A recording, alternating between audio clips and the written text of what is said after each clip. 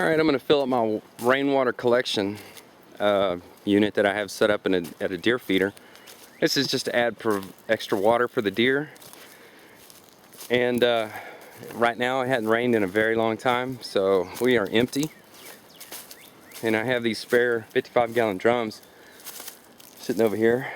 I'm going to throw one of these in the Jeep, go fill it up at the water well at the house, and then I'll pump it into the rainwater collection so the deer will have something to drink. Alright, I got the water jug filled up at the back at the house where there's a water well, and I've got basically a PVC pipe that's going to be long enough to go down to the bottom of the barrel, and then I have a hose. Longer hoses are better. Mine's a little short here. I'm just using some clear hose on there I picked up in one of these big box stores. I'm using an AC pump.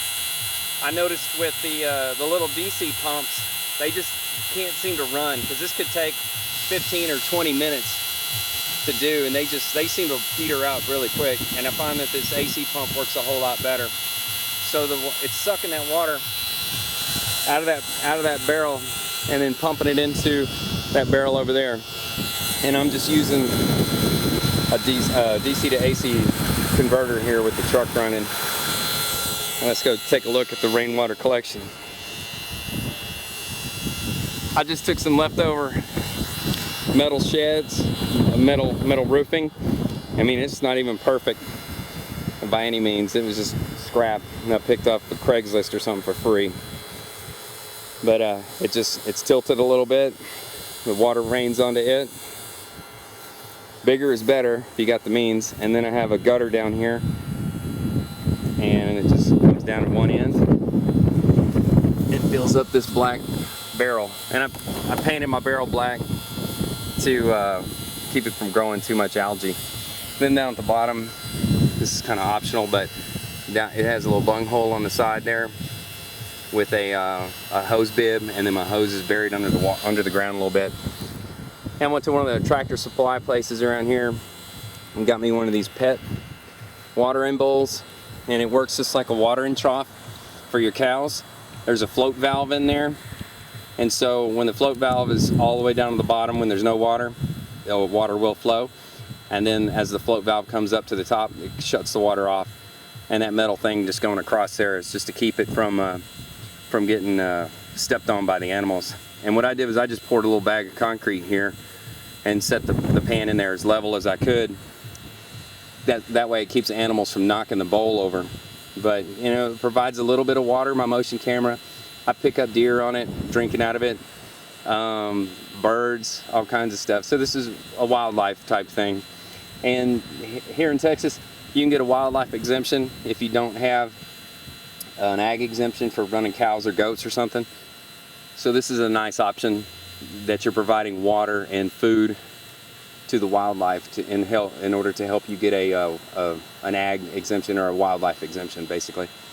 But when I redid the fencing here on this feeder, I just made it extra big because I knew I was going to put one of these, do one of these water collection systems in here. And of course, another camera box right here with no camera in it because it is the beginning of summer, or spring rather. But we hunt here from that tree way up there above the hood of the car. I say way, but you can fit about 3 hunters up there if you wanted to, or adult and a couple of kids in my case. And I got the wall around it about the right height for shooting with a support, and it's about 75 yards, I believe. And then we have just a standard 55-gallon feeder with the timer, and I use solar panels. It really sucks coming out and finding your feeder's not working. So the solar panel seems to keep the batteries charged for the most part. But this will take about 10 or 15 minutes to empty. And then I just pack everything up and set it away. And I bet these animals can probably drink that pretty quick. Alright, so it's windy today, real windy. But anyway, so you can see how the water's filling up. I only have it set for a couple of inches of water. There's no need for a whole bunch of it evaporating. But anyways, that's the rainwater collection. I plan on doing a couple more, or at least one more, on another feeder that we have. But it's fairly simple to do and really cheap. Everything's set in concrete. I'm using 2x4 set in the concrete there as a stable platform, and then just using a whole bunch of scrap left over. And yeah, I don't have to worry about the cows getting in here and knocking this over. And we don't have hogs yet, but I'm sure one day they'll encroach over here. The only hogs I've seen here, you know, to damage anything, I shot both of them, so they're pretty much gone. But I'm sure they'll be back. More hogs will take their place eventually. Anyways, that's it for now.